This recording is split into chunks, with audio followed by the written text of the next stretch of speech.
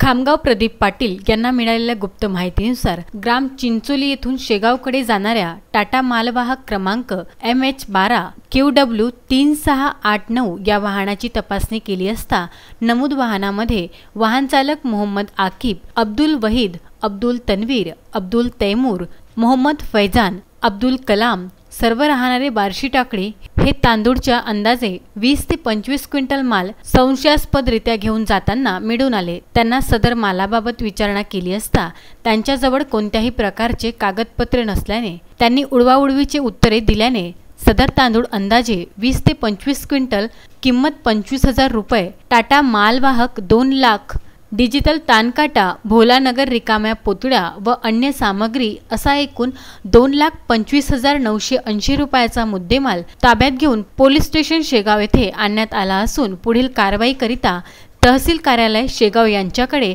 देण्यात आले आहे। सदरची कारवाई जिल्हा पोलीस अधीक्षक बुलढाणा दिलीप पाटी भुजबळ यांच्या आदेशाने अप्पर पोलीस अधीक्षक खामगाव हेमराज सिंग राजपूत, उपविभागीय पोलीस अधिकारी प्रदीप पाटील आणि शेगाव पोलीस ठाण्याचे पोलीस निरीक्षक गोकुळ सूर्यवंशी यांच्या मार्गदर्शनाखाली उपविभागीय पोलीस अधिकारी खामगाव यांच्या पथकातील एकनाथ बावस्कर, सुधाकर थोरात, रवींद्र बहाटे यांनी केली आहे। मोहम्मद फारूक, विदर्भ न्यूज, खामगाव।